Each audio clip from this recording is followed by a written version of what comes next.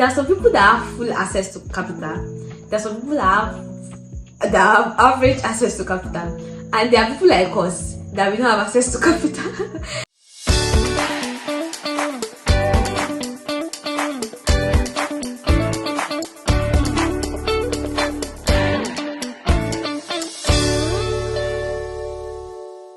Hi guys, welcome back to my YouTube channel. If you're a returning subscriber, thank you so much for coming back. And if you are new to this channel, I love you. Thank you for coming. Please subscribe to my channel. Thank you so much. So today guys, I'll be talking about the fear and challenges that upcoming or aspiring fashion designers like myself face. I mean, these are some of the experiences that I've had and I'm still having, and I've been able to gain some things from them. So I just thought that, okay, let me just dish out this knowledge that I've gained to my other upcoming fashion designers, so that, you know, we can all learn together. I mean, this is going to speak so much about myself, the things I've learned, and how I've been able to like kind of overcome them in some ways. So in this video, I've talked about 5 to 6 fears and challenges that I've faced and other upcoming fashion designers around me that we've all faced together and we've kind of learned from. So stay tuned to the end guys. I believe you are going to learn a thing or two from this video. Thank you. So the first fear I'll be talking about is the fear of rejection and criticism. I mean, a lot of upcoming fashion designers face this fear. Honestly, we fear that, okay, if we put our works out there, some people might not like them, some people might give negative feedbacks, and we kind of like hesitate to put out our work.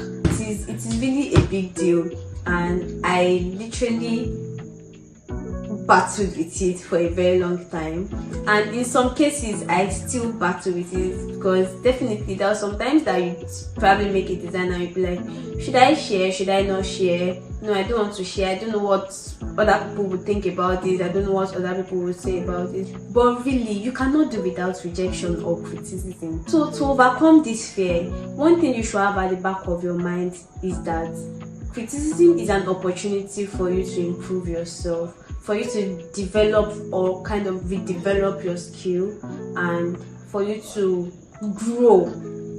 If you don't see criticism as these things, then you would continue to have the fear of rejection or criticism. I want you to remember that rejection or criticism is actually not a reflection of your talent or your worth. It's simply a means or an opportunity for you to grow. And one other thing you should note about rejection or criticism is that not everybody has the same taste. Fashion is actually very subjective. The fashion industry is very subjective. What is nice to this person might not be nice to you, and what you see as good might not be good to this person. So it is normal, because you cannot please everybody. Moving on to the next fear I'll be talking about is the fear of failure. The fear of failure is when you are scared to take risk. I might fail doing this. Yes, the fashion industry, going into the fashion industry can be very scary and overwhelming. But it is important to remember that failure is actually a natural part of any creative journey. These big fashion designers you see out there, these people making waves and all, they've also been through setbacks, they've made mistakes, they've once failed, so it is a natural thing to happen. But one thing you don't want to do is to fail and sit in the mystery of your failure, like pitying yourself, not trying to improve. Instead of seeing failure as a negative outcome, instead see it as a stepping stone to success.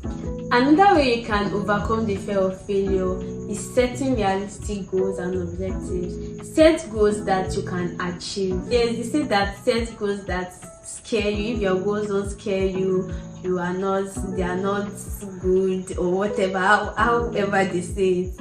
Yes, I'm not saying that your goals should not scare you, but in the quest of scaring you, make sure they are actually realistic. Basically, it is normal to fail, because if you don't fail, you won't learn. So henceforth see failure as like an opportunity for you to stand up again and do better than you've been doing before. Another fear I'll be talking about, which is the third fear, is the fear of standing out.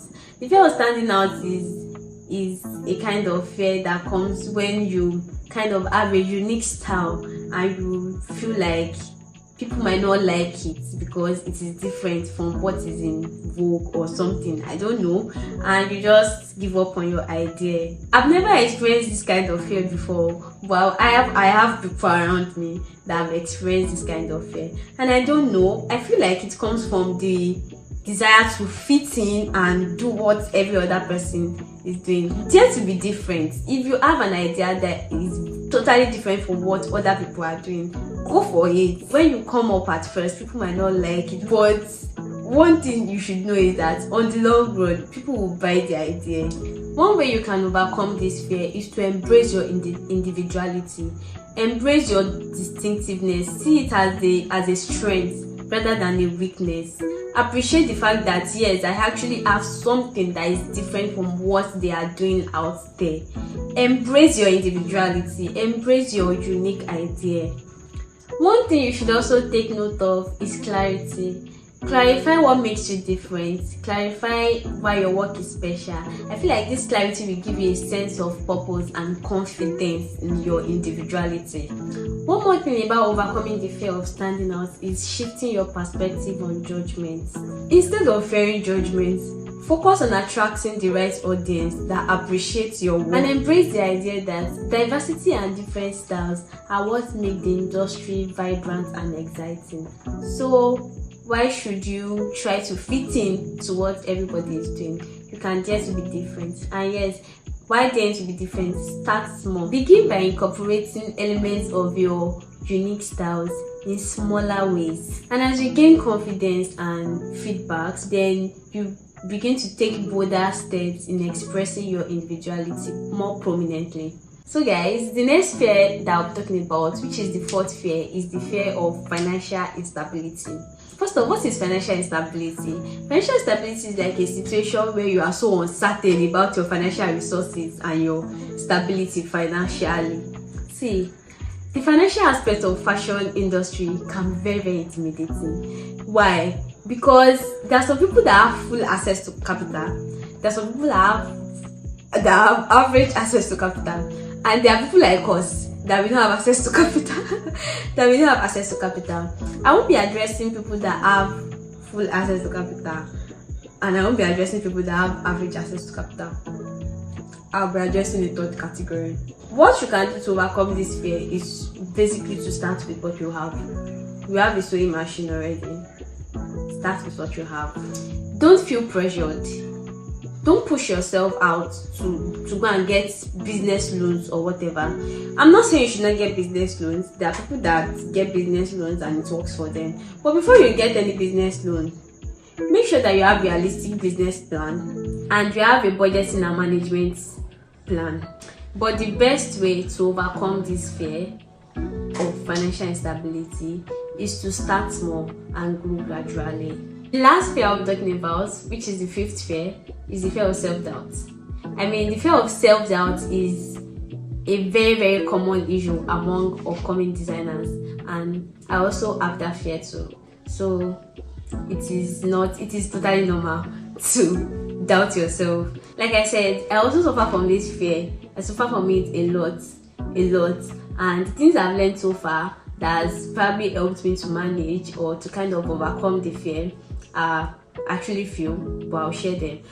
The first thing I do is to recognize negativity and to challenge them.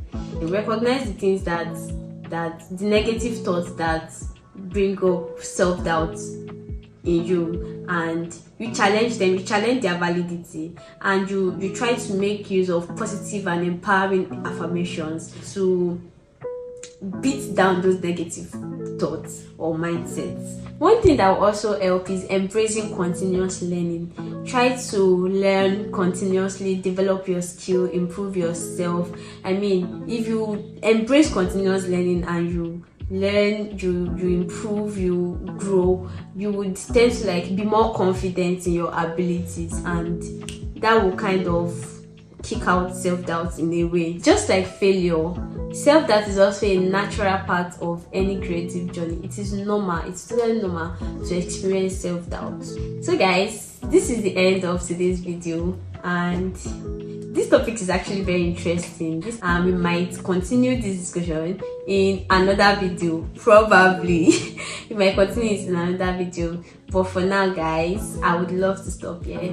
Thank you so much, and I hope that you were able to learn one or two, and I hope that you didn't just watch the video to the end, you were able to grab something.